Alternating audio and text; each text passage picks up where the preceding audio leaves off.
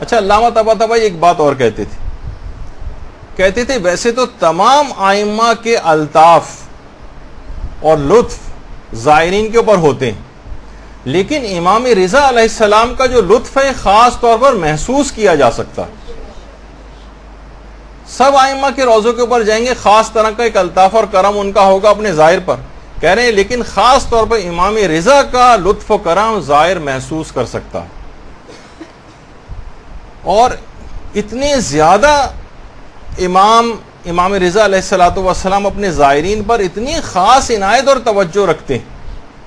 ذرا سی بھی تکلیف سے تڑپ جاتے ہیں، زائر کو اگر کوئی تکلیف پہنچ جائے۔ آیت اللہ فقیہ سید حسین سبزواری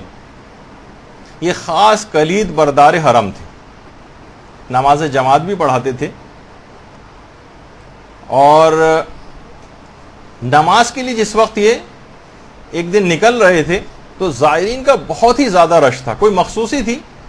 جگہ جگہ زائرین کھڑے ہو کے زیارتیں پڑھ رہے تھے۔ اچھا، وقت ہو گیا، اذان ہو گئی ہے، وقت نکلا جا رہا ہے، تیز رفتاری کے ساتھ جا رہے ہیں، لیکن رش کی وجہ سے اپنی جگہ تک پہنچ نہیں پا رہے تھے، رش کی وجہ سے رستہ نہیں مل پا رہا تھا۔ اچھا، تھوڑا سا بعض اوقات یہ ہوتا ہے کہ وہاں پر غصہ بھی آ جاتا ہے، زائرین پر تھوڑا سا غصہ کیا اور ہاتھوں سے ہٹا کر رستہ بنایا۔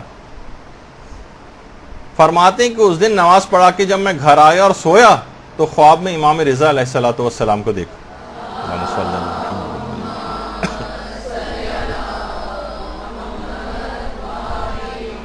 امام کو سلام کیا، امام نے نہایت سرد مہری سے سلام کا جواب دیا، کوئی التفات ہی نہیں کیا، گویا جیسے چہرے کو رخ پھیر لیا۔ کہا کہ مولا مجھ سے کیا قصور ہو گیا ہے؟ کہا کہ تم نے میرے زائرین کو رنجیدہ کیا ہے، لہٰذا مجھے بھی رنجیدہ کر دیا۔ اب آیت اللہ سید حسین سبزواری سخت پشیمان ہوئے، تڑپ گئے، کہ کہا مولا کیا اب میں آپ کی خدمت کے لائق نہیں رہا؟ کلید بردار حرم تھے، نماز بھی پڑھاتے تھے، سمجھے چابیاں حرم کی ان کے پاس تھیں۔ کہا کہ نہیں، تم لائق ہو، اگر ایسا نہ ہوتا تو اتنے عرصے تک حرم کی کلید تمہارے سپرد نہ کی جاتی۔ تو ذرا سی تکلیف کے زائرین کو اپنے ہاتھوں سے ہٹا کر اور کچھ ہلکا سا غصہ کر کے، اور نماز کون سا اپنے کسی کام کے لیے جا رہے تھے، الگ سے نماز جماعت پڑھانی تھی، ایک ذمہ داری کے طور پر جا رہے تھے، لیکن یہ بھی امام کو پسند نہیں آیا کہ میرے زائر کے ساتھ اس طرح سے ان پہ ہلکے سے غصے کا بھی اظہار کیا جائے۔ اور یہ کسی کتاب کے اندر تو بات نہیں ہے، لیکن حرم مشہد کے جو مقامی علماء ہیں وہ یہ بات بتاتے ہیں کہ امام کا جو یہ سامنے گنبد نظر آ رہا ہے، اس پر ہر وقت پہلے کبوتر بیٹھے رہا کرتے تھے، تو حرم کی انتظامیہ نے سوچا کہ یہاں سے ان کبوتروں کو کسی طرح سے ہٹایا جائے، ان کی صفائی کرنا روزانہ ایک مشکل کام ہوتا تھا، تو کہا کوئی ایسا طریقہ کار یہاں پر کرتے ہیں، کوئی ایسی چیز کرتے ہیں جس سے یہ یہاں سے یہ بیٹھنے نہ پائیں، کبوتر یہاں سے چلے جائیں، سمجھے روضے کے اطراف میں بھی نہ آئیں۔ تو باقاعدہ حرم کے جو ذمہ دار تھے ان کے خواب میں امام رضا علیہ السلام آئے اور آ کر کہا کہ یہ پرندے بہت دور دور سے ہماری قبر کی زیارت کے لیے آتے ہیں، تو ان کو خود سے مت ہٹاؤ، اور اس کے بعد بالکل اس گنبد کے سامنے ہی جو چشمہ شفا ہے وہاں پر، یہ جو ہے آپ کے سامنے جو اسی بالکل سامنے ہی ہے اس کے، یہاں پر پھر خود بخود کبوتروں نے اپنا ڈیرا بنا لیا،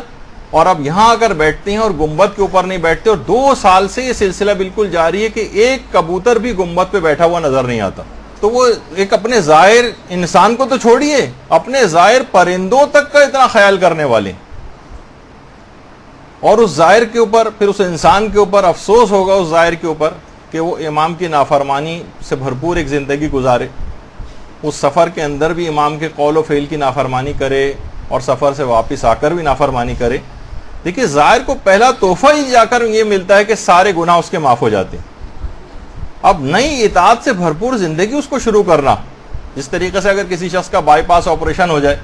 اور وہ اگلے دن سے مثلا نلی نہاری اور مغز نہاری کھانا شروع کر دے تو کتنی مذمت کی جائے گی اس کی، ابھی تو تم اس سے فارغ ہوئے، کچھ تو احتیاط کرنی چاہیے تھی، نہیں اسی دن سے اگر کوئی کرنے لگے تو کتنی زیادہ اس کو برا بھلا کہا جائے گا۔ تو اسی طریقے سے یہ ظاہر بھی ہے کہ اس کو سمجھنا چاہیے کہ اسے کتنا اس کے بعد گناہوں سے پرہیز کرنا چاہیے، اپنی اس صحت کو برقرار رکھنے کے لیے، جو اس آپریشن کے بعد اس کی صحت ٹھیک ہو گئی ہے وہ ٹھیک ہو گیا ہے، تو اسی طرح ظاہر جو ہے وہاں سے تمام گناہ اس کے بخش دیے گئے ہیں، اب ایک بہترین زندگی کا وہاں سے وہ آغاز کرے.